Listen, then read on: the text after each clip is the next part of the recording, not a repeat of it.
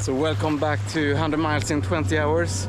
This is an update from Costa Rica. It's 6 o'clock in the morning, and this is probably the only time a day you can go out running here. It's already close to 30 degrees and the humidity is 99%, they say. Doesn't really translate, but if you come from Sweden this time of year, it was actually snowing the other day in Sweden, so it's a big shock to the system. Well, the first day, I should say, I was almost passing out. I couldn't deal with the heat at all. So good training from that perspective. It's also a bit up and down here. You can see there are some hills around here, so it's a little bit up and down, and that's of course also making it hard in this heat. A few weeks back, I should have done the Dirty Halland 100-mile gravel bike race. Unfortunately, I got ill the week before, and I was not feeling well the whole week. Could not really train, and yeah, I decided, even though I was feeling better towards the race, I decided in the end to not do it, which was a good thing. So I'm kind of proud of actually setting the right limit, so to say. So if I had asked anyone, they would have advised me not to do it, so it was the obvious choice. But a little bit unfortunate, and also unfortunate that you missed out on training. So I've been very unlucky with sickness and a lot of sick days this year, so really disturbance the training. And one of the problems with that is once you get better, you're supposed to ease into it, but then you kind of want to catch up a little bit, so that's always problematic. And I have not had a great training session or training period, or for the whole year, I would say. A lot of sickness. And even here in Costa Rica, the first day I went out running and I felt like I had a fever, something like that. I thought it was just because of the heat or not drinking enough. But then the day after I was kind of completely passed out. Now I'm good again, so.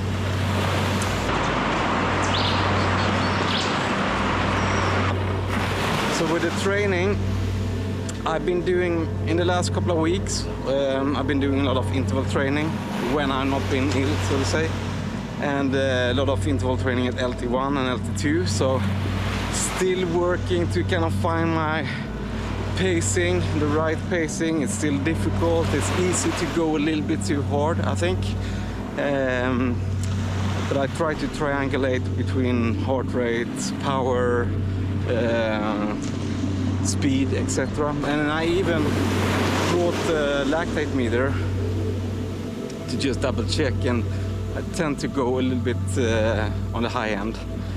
So I don't normally do lactate, of course, but once in a while it's good as a test to see also how you progress. So I think I have progressed. I think I'm running a little bit faster. So the big question is, do I still have the endurance?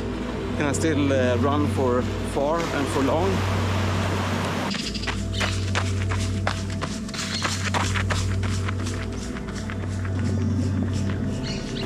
Snowdonia is probably the biggest, toughest event for the whole year. It's coming up. It's actually just a month, and I haven't really paid any attention to it, not even training wise. The only thing that we started to do, and I think I've done 2 or 3 sessions on the treadmill, so kind of uphill treadmill on an incline, so 8 times 4 minutes. That's the only kind of hill training I've done so far.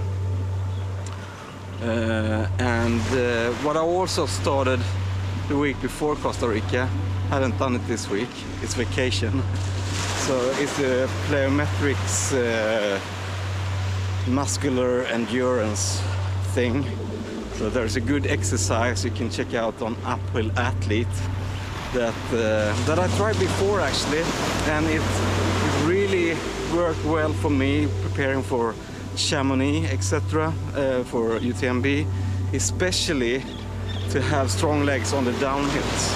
So while I've been preparing with those, I never had problems with the downhills, because that's usually where you kill your quads and then you're done.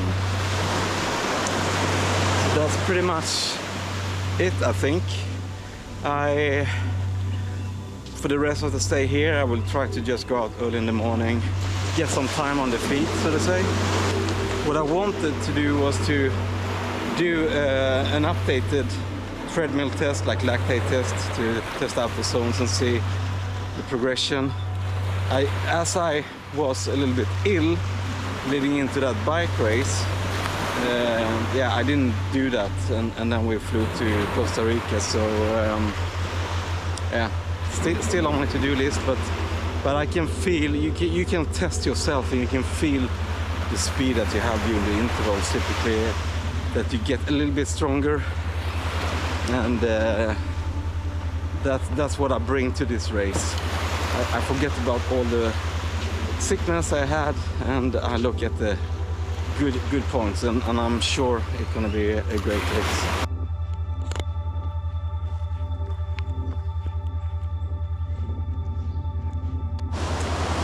The heat has really been killing me. It's been a tough one, and the water was not enough. I think I ran like 20 kilometers, a little bit up and down, and it took a long time. I don't know what time it is really, and I got lost, and I had to re-enter the resort through a gate, and yeah, all challenges that you have to overcome in ultra, right? So all good in the end. So now I'm looking forward to a day on the beach, maybe.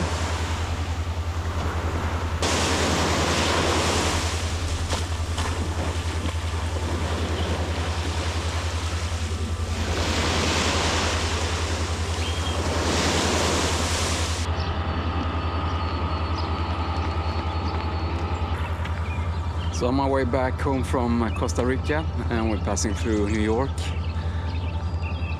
And today it's Monday, and this weekend coming up I have my first race of the season. It's 60k in Österlen, pretty flat one. So the goal is to run a little bit faster than last year. I did 5:25 last year, which was a good time. I've been improving year on year, every year since, yeah, I've been running it 5-6 times. So it will be a tough goal, and they also made it a little bit longer this year, 3 kilometers or so. So let's see. Hopefully I have some more speed in my legs. I don't know how much endurance I have. I haven't done a lot of long runs, but hopefully I can keep up the speed for 5 to 6 hours, and it will be interesting. Also very weather dependent, so every time I've been running it, it's been snowing a little bit, except from last year it was a little bit warmer. So that could also play a big part of it, the wind and everything. But overall, it's not my A race, but I want to do it, pace myself in a good way, finish strong, and then get ready for Snowdonia, which is just 4 weeks away. But first, it's going to be Österlen, so probably post another video on that maybe next week or so. I'm definitely going to film the race anyway, so stay tuned for that, and thanks for listening in. Bye for now.